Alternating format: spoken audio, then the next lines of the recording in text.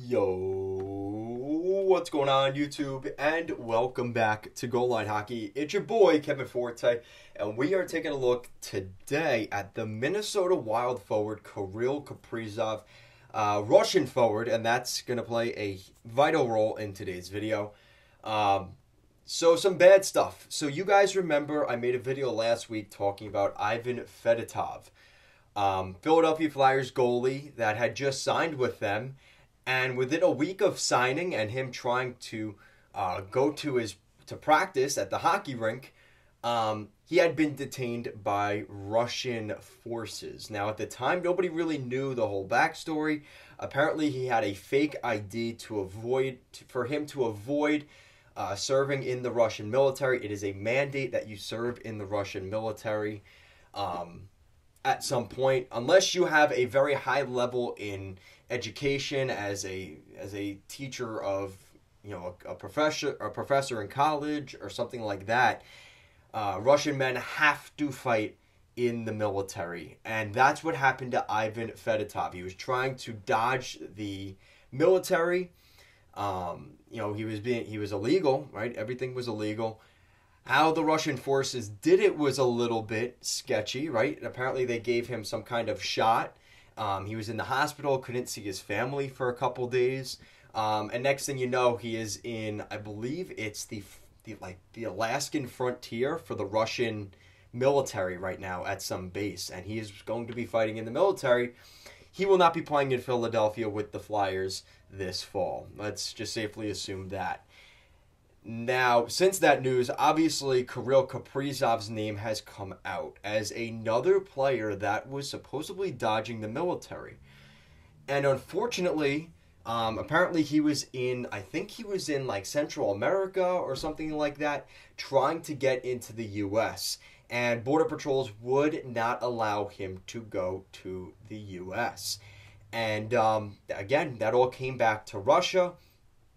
And he is being forced to go back to Russia, which inevitably we know what's going to happen here. He's going to be back in Russia and probably have a similar fate here to Ivan Fedotov. Very scary, but it's one of those things where when, again, coming from the United States, it's a little bit different.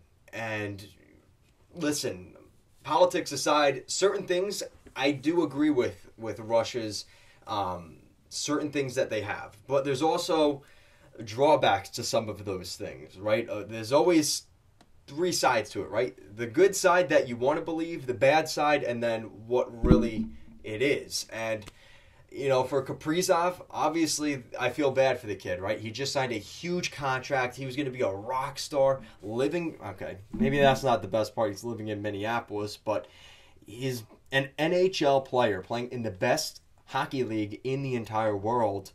And next thing you know, he's probably going to be fighting in the military in Russia. And it's a sad, sad tale, but this is what happens. And again, I do feel for the guy. And this is just such a Minnesota Wild thing to happen, right? I mean, this is the best player they've ever had in team history, and that's it. Now, I do wonder, though, with his contract, Ivan Fedotov's contract was different, right? He was making $700,000, $800K for a one-year deal. That's not the case for Kaprizov. He signed a 4-year deal for $36 million, right? He's leaving $36 million on the table here. $9 million per season. I mean, that is scary, right? So not only are you fighting in the Russian army and not playing hockey, you're also going to be giving up $9 million per year. That is a really scary reality for a guy like Kaprizov. Now, again, I'm sure some of you guys out there will say, oh, make him fight. Yeah, that's fine. I'm on board with that.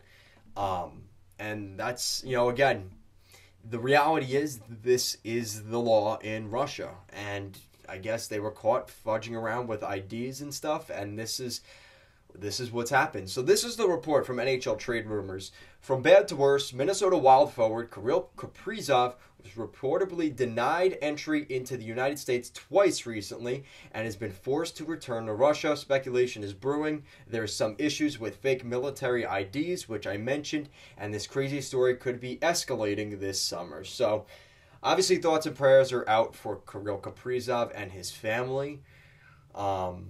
But this is the way it works over there. And Vladimir Putin has come out and explicitly said he is not happy with, guys that play in Russia that are young and going over to the quote unquote going to the West and basically turning into, what a lot of people around here would say like soft loser people, right?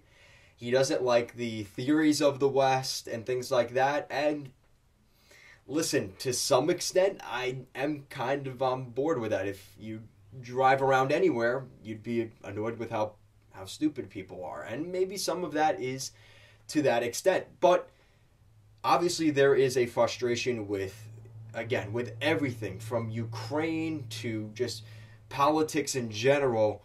It just is a shame that these guys are put in the middle of this. I talked about this in the Ivan Fedotov video that, there's guys that are exempt from playing or being in the import draft for the Canadian Hockey League, which is, right, the junior teams, right, the OHL, the WHL.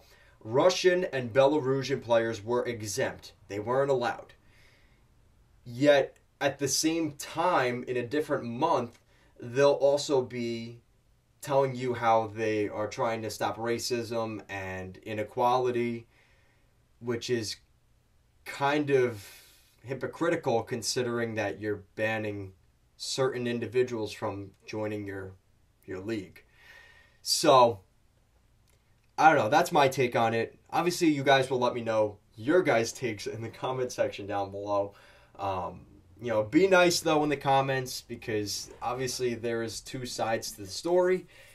But definitely not good news for Kaprizov. And like I said, it's Kaprizov now, but I do feel bad for some of those other Russian players that want to come to the West and play in the best league in the world, which is the National Hockey League. So, obviously, thoughts and prayers out to them.